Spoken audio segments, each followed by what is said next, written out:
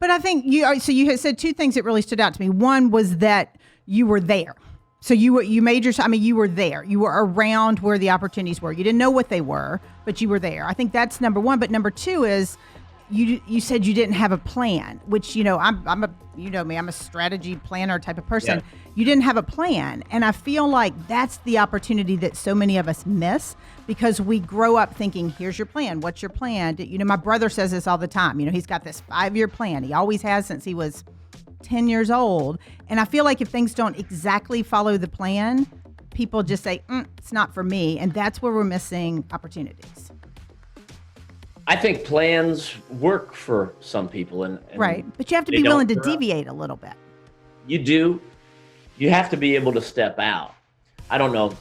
It's kind of like, I remember when we started Trucks Gone Wild. Trucks Gone Wild is the company that I own with two buddies of mine. Yeah. And basically we're a motorsports promotion. So, all right. So let me, for those of you listening that I've never been to an event, you've sent me some videos. I've seen this, but for people that aren't familiar with Trucks Gone Wild, it's not like a motorsport. It is a massive, like there is a lot of really big trucks and a lot of mud and a lot of.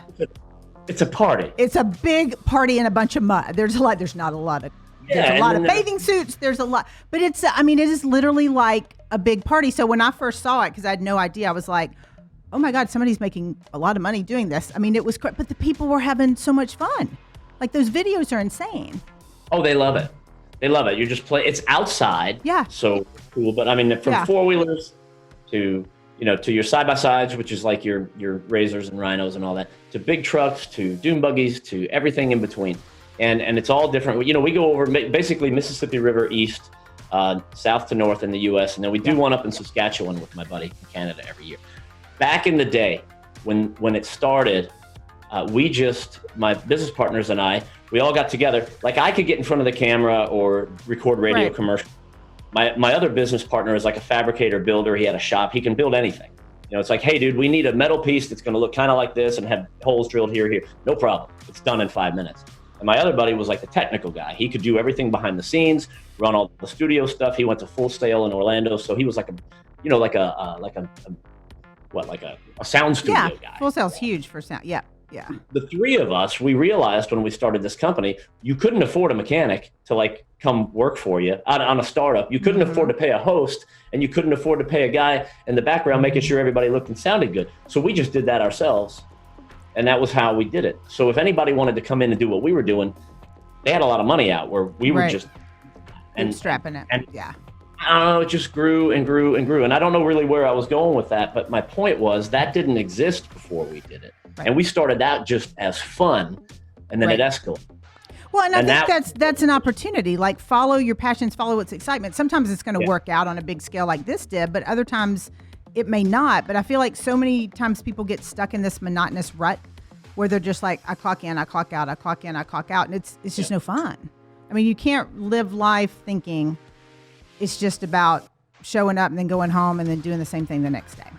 I saw one of those pictures the other day. I don't know if it was a meme or whatever it was, and it said something like, life is not about just working to pay bills. And had a picture of like a nice mountain in the background. It's like, absolutely. Yeah, yeah.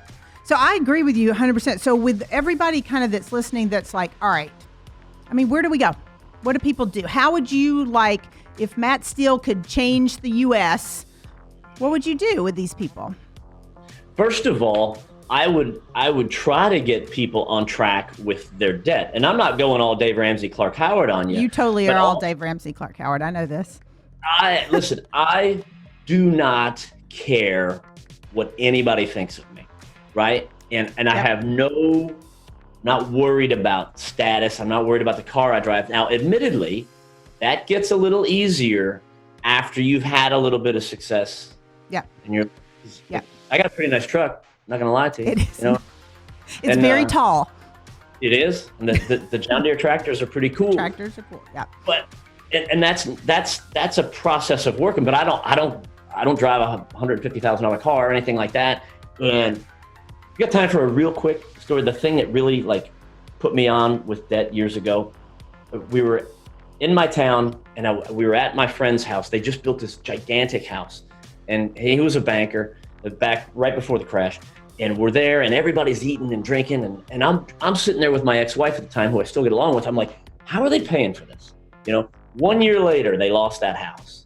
And I just remembered, I'm like, dang, if they would have saved some of that money and paid the house off, they wouldn't have lost it. So I don't know. And that's not for everybody, but I would change. I think people are driven by the debt that they willingly put themselves into. And then it's like, well, I can't change my career because I've got this house payment. I got these 2 car payments. And so it starts earlier, because I think that's one of the things that stood out to me when all this COVID started and everybody was on lockdown, and I'm in Georgia, you're in Florida, and like all of us were shut and couldn't do anything.